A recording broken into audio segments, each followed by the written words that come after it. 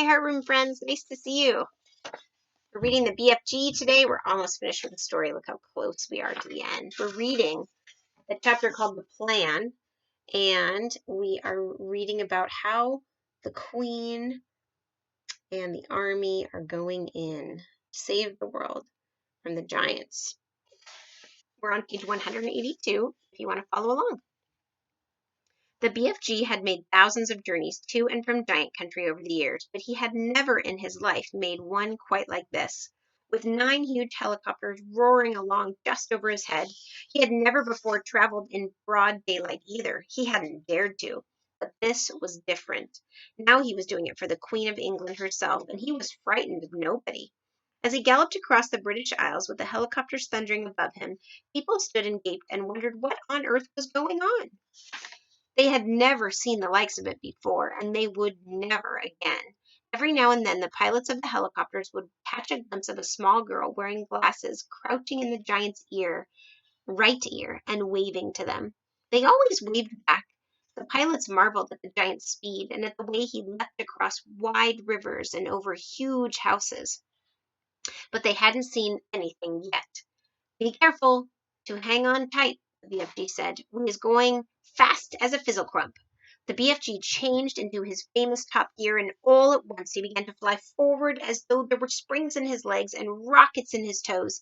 He went skimming over the earth like some magical hop-skip-jumper, with his feet hardly ever touching the ground.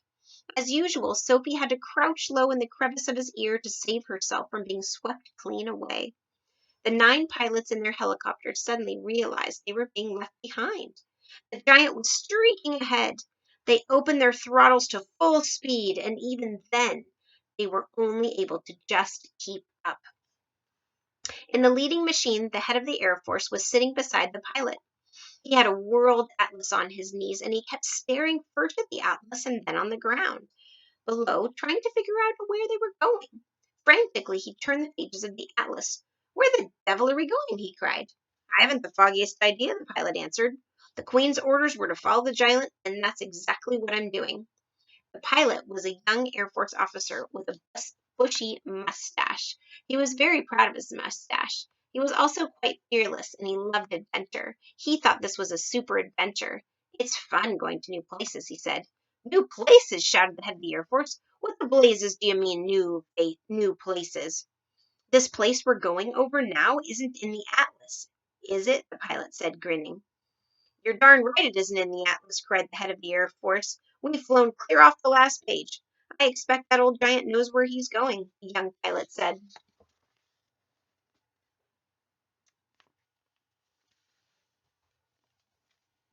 He's leading us to disaster, cried the head of the Air Force. He was shaking with fear. In the seat behind him sat the head of the army, who was even more terrified. You don't mean to tell me we've gone right out of the atlas, he cried, leaning forward to look. That's exactly what I'm telling you, cried the Air Force man. Look for yourself. Here's the very last map in the whole flaming atlas. He went off that an hour ago. He turned the page. As in all atlases, there were 2 completely blank pages at the very end. So now we must be somewhere here, he said, putting a finger on one of the blank pages. Where's here? Cried the head of the army. The young pilot was grinning broadly. He said to them, That's why they always put 2 blank pages at the back of the atlas. They're for new countries. You meant to fill them in yourself. The head of the Air Force glanced down at the ground below. Just look at this God-forsaken desert, he cried. All the trees are dead, and all the rocks are blue. The giant has stopped, the young pilot said. He's waving us to come down. The pilots throttled back the engines, and all 9 helicopters landed safely on the great yellow wasteland. Then each of them lowered a ramp from its belly. 9 jeeps, one from each helicopter, were driven down the ramps. Each jeep contained 6 soldiers and a vast quantity of thick rope and heavy chains. I don't see any giants, the head of the army said.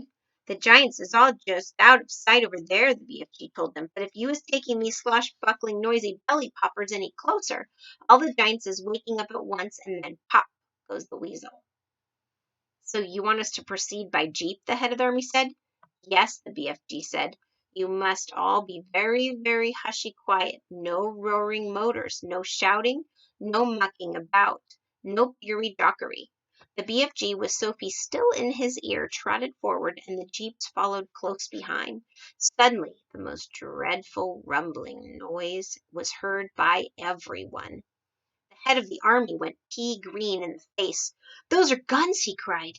"There's a battle raging somewhere up ahead of us. Turn back, the lot of you! Let's get out of here!" "Pigs, Spiffle," said the BFG. "Those noises is not guns." "Of course they're guns," shouted the head of the army. "I'm a military man, and I know a gun when I hear one. Turn back." "Those is just the giants snortling in their sleep," the BFG said. "I is a giant myself, and I know a giant snortle when I is hearing one." "Are you quite sure?" the army man said anxiously. "Positive," the BFG said.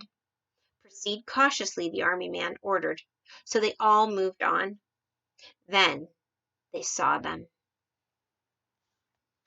We're going to pause there. And we'll read more tomorrow about the BFG.